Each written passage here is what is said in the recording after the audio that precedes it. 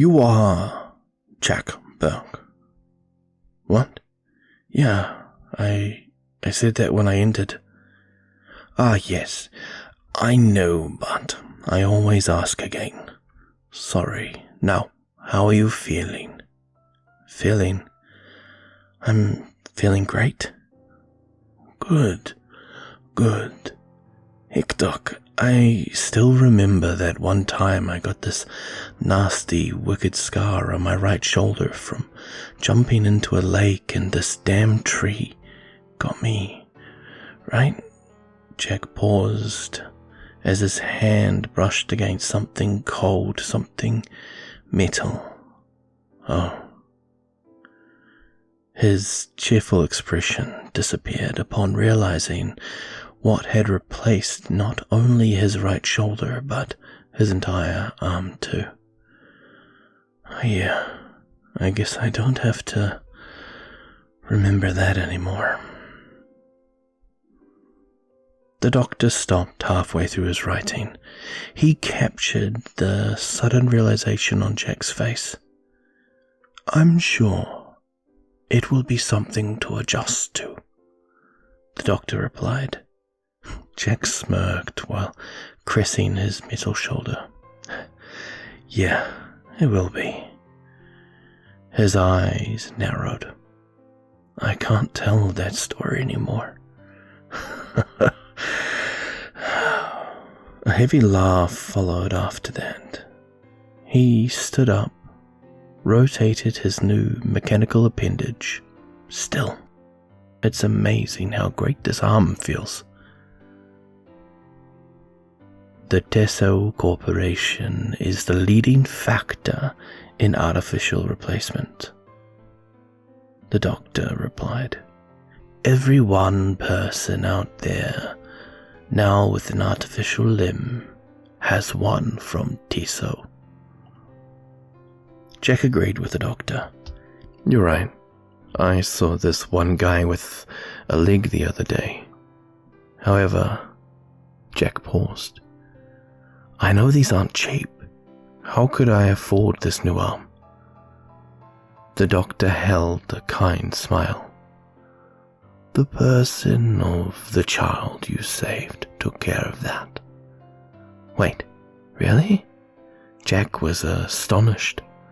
I don't know what to say. The doctor stood up from his seat. He stuffed his paper under his left arm. Since we're done, they're outside waiting. They wanted to thank you themselves. Jack smiled. Heck, I want to do the same. The doctor sat in a small little office on the 4th floor of the Tesso Corporation. He read through papers after papers of Jack's incident and the procedure he had went through for his new arm. The doctor leaned back in his chair. He balanced a pen on the bridge of his nose as his eyes darted through the words on the page. Just then, a knock came from his door. He twirled around in his chair, coming face to face with a young man at the door. Ah, Dr. Leung, the young man spoke. Are you finding everything okay? I've been sent by higher-ups to help you today. Dr. Leung sat in his chair, placing the paper and pen down on the table. Yes, I am. Thank you. He jumped up from his seat, shaking the young man's hand. So, you're my helper today? Yes, sir, the young man said. My name is Marshall Dill. Just let me know if there's anything you need. Anything. Dr. Leung sat up straight. Nice to meet you. He turned back to the papers on his table, then to Marshall. Do you know how many more patients I'll be seeing today? Marshall brought up 3 folders that he was carrying. Yes, here you go. The young man placed the 3 folders down on his table. Charles Giddon, Samantha Piper, then Danny Trail. the young man said. "These are the only 3 appointments left for today." "Good. I'll go over these. Just call me when the first one comes in," Dr. Leung replied. "Will do." Marshall began to shut the door before Dr. Leung raised a hand. "Yes?" he asked. Dr. Leung nodded. "Did you happen to give the research team the item I wanted studied?" "Oh, yes. They were stunned at it, to be honest. They didn't know why you wanted something like that studied." Marshall laughed. "Heck, even I was wondering why you would want to submit such a thing." "Yes, I know, but I believe it had something to do with a condition of former patients of mine. I know the TISO Corporation is the finest at what they do, so I hope they can discover the mysteries of it," the doctor replied. "That they are, sir," Marshall replied. He tapped the door. "Well, I'll let you get back to it. When the first patient arrives, I'll come and get you." "Thank you." The young man gave a swift nod and exited the room. Dr. Leung grabbed the first folder. Charles Giddon was the name labeled on it. Upon opening it, he was met with gruesome photos of an accident that had taken both of his legs. Dr. Leung stared at the images. The incident report read that he had lost his legs after a steel beam had fallen on them. After reading through the logs, he closed the folder, going to the second one, Samantha Piper. She had been in an accident that took her left hand. Her photos weren't as gruesome as Charles were. Samantha had her hand sliced off in an attack. Reports claim a burglar came into her job to steal, only to confront her with a large butcher's knife. Dr. Leung shuddered at the thought of having his own hand sliced off. He closed her file with that shutter and reached for Danny. Yet something perplexed him about this folder. It was light, as if there was nothing there. He flipped it over, only to see a single sheet of paper detailing the person's name and the accident that they had had. Danny Trails. Accident, motorcycle collision with an 18-wheeler. That was all. Nothing about the cybernetic prosthetic that Danny was receiving. Dr. Leung checked through the other folders, thinking maybe the file got mixed up, but sadly, no. He stepped out of his office, searching up and down for Marshall. As he took a turn down the hall, he was stopped by another person. A young girl with long brown hair. "Oh, doctor, is there something you need?" she asked. Dr. Leung tapped the folder in his hand. "I believe I'm missing something on this patient. Can you ask Marshall to check on it for me?" The young girl nodded. "Yes, sir." She spun around, heading straight down the aisle. Dr. Leung took in a deep breath, letting out a huff. He returned back to his office. Hours crawled one after the other. Right at 11 o'clock, Dr. Leung was called to see the first patient, Samantha. He wasn't surprised that she was the first one for him to see. In her records, she was stated as being very punctual. Dr. Leung gave 2 taps on the door before entering. He and Samantha greeted each other, and then, after promptly taking a seat in front of her, he began. "Are you Samantha Piper?" With a confused look, she replied, "Yes." Much like Jack, Dr. Leung went through a long interview with the patient. Once he had gained the answers he was satisfied with, they parted ways. He went on to repeat the process with David. "Are you?" The same question he would start every session with. Yet, why would he need to ask that question if he already knew who they were? Well, you see, for Dr. Leung, that question was very fundamental in assessing their mental health. With having such a life-changing ordeal in their life, it took a toll on both their physical and mental well-being. Not only had they had to get used to a new artificial limb, but they had to be sure if they could deal with such a change in their everyday life. So the question, "Are you?" was very important in assessing their change. Dr. Leung's lunch consisted of a Tuscan salad topped with Italian dressing, a bottle of water dripped with condensation. While taking a bit of the salad, he jotted down the remaining thoughts from his interview with Charles Giddon. The man seemed much more ecstatic to have a new set of limbs.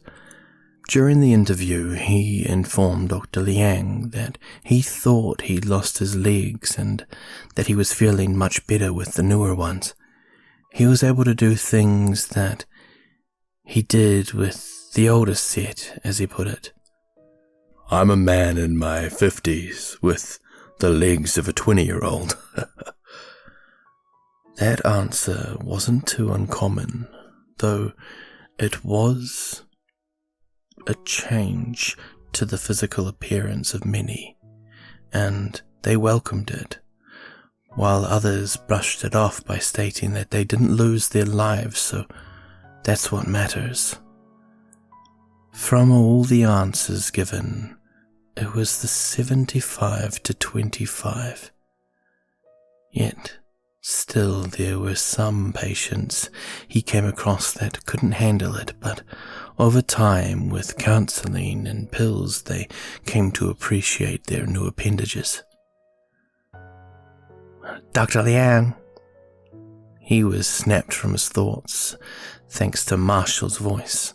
The young man came running over. "Denny Trail is here," he spoke. "Oh, okay. I'll be right there," Dr. Leung replied. He finished off his salad, tossing it away into the nearby can. He wiped off the remaining dressing from his lips. Marshall led him towards the room Danny was in, but stopped. He rolled around, handing Dr. Leung papers stapled together. "Nearly forgot again, but I heard you were missing some papers. I don't know how they fell out," he spoke. Dr. Leung grabbed the stack. As he flipped through, his heart raced. He couldn't believe what he was seeing.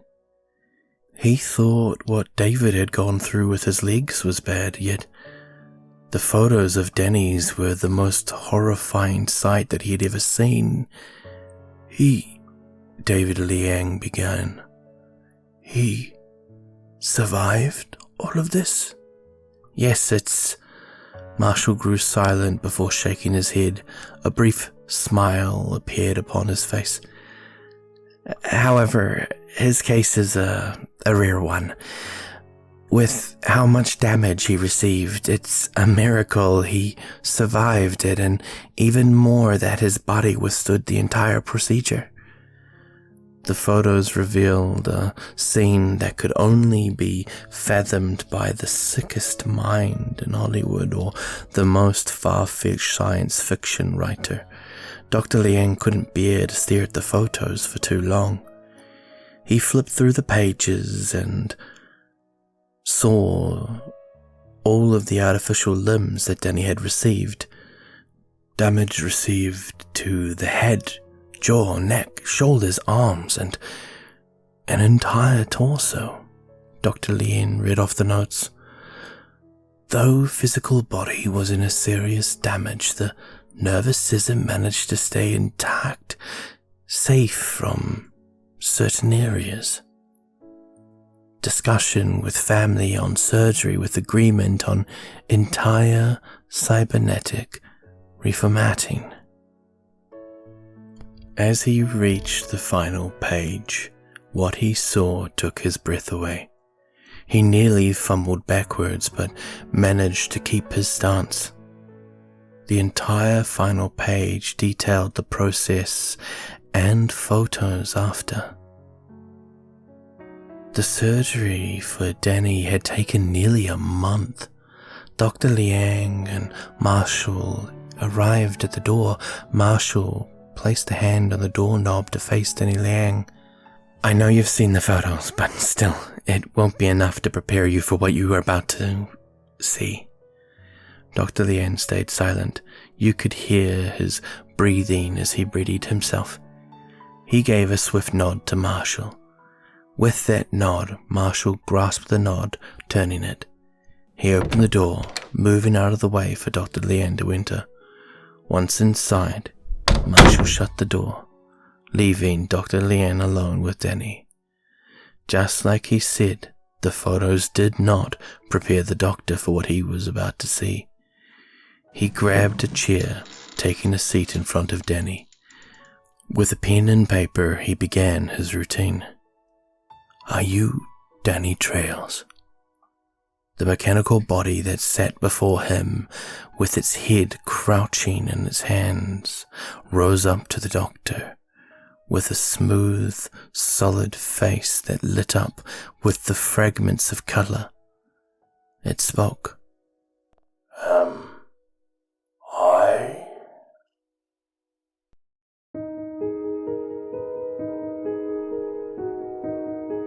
Hello everyone, Grim here. This story was titled The Curious Case of Dr. Leung. Case 1. You are?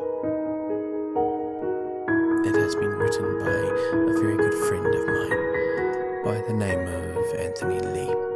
He is an amazing author, and I believe he's got several within this series that I may be able to pick up and read, dependent on if he enjoyed this telling.